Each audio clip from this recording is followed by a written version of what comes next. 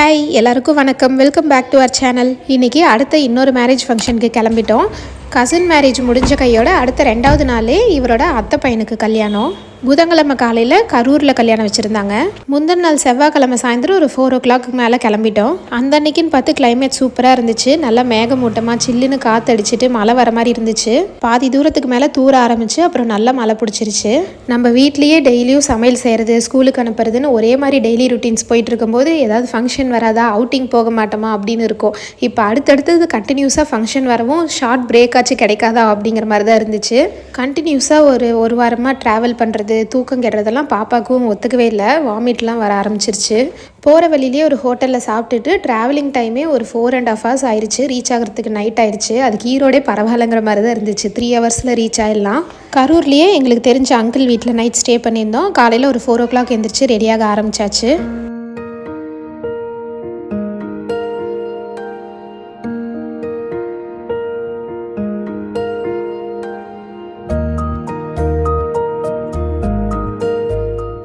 முகூர்த்தம் வந்து காலையில் 4:30 to 6 o'clock. நாங்கள் எல்லோரும் ரெடி ஆகிட்டு அங்கே ரீச் ஆகிறதுக்கு ஒரு 5:30 ஆயிடுச்சு.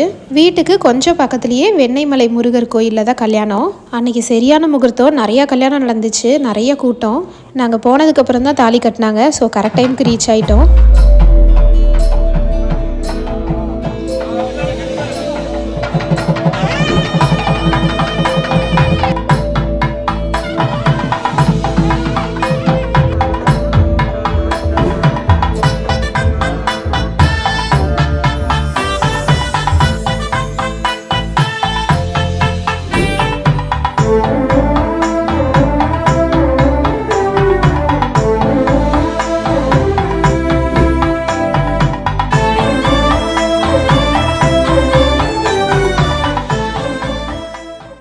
கல்யாணம் முடிஞ்சதுமே 6 o'clock மேலே லைட்டாக விடிய ஆரம்பிச்சிருச்சு. கல்யாணம் ரொம்ப லாங் டிஸ்டன்ஸுங்கிறனால ரொம்ப க்ளோஸ் ரிலேஷன்ஸ் தான் வந்திருந்தாங்க. கல்யாணம் நல்லா சிறப்பாக கோயிலில் நடந்து முடிஞ்சுது.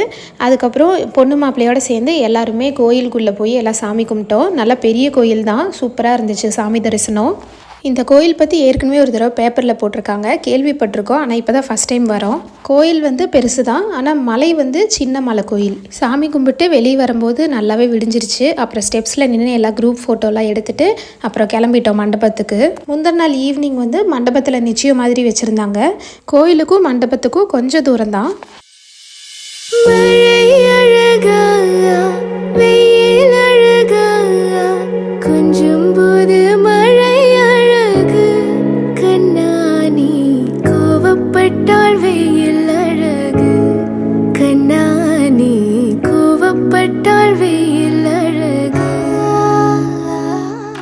மண்டபத்துக்கு போகிற வழியில் பாதரசலிங்கம்னு ஒரு கோயில் இருந்துச்சு. அங்கேயும் சாமி தரிசனம் பண்ணிவிட்டு அப்புறம் மண்டபத்துக்கு போய் பிரேக்ஃபாஸ்ட் சாப்பிட்டோம்.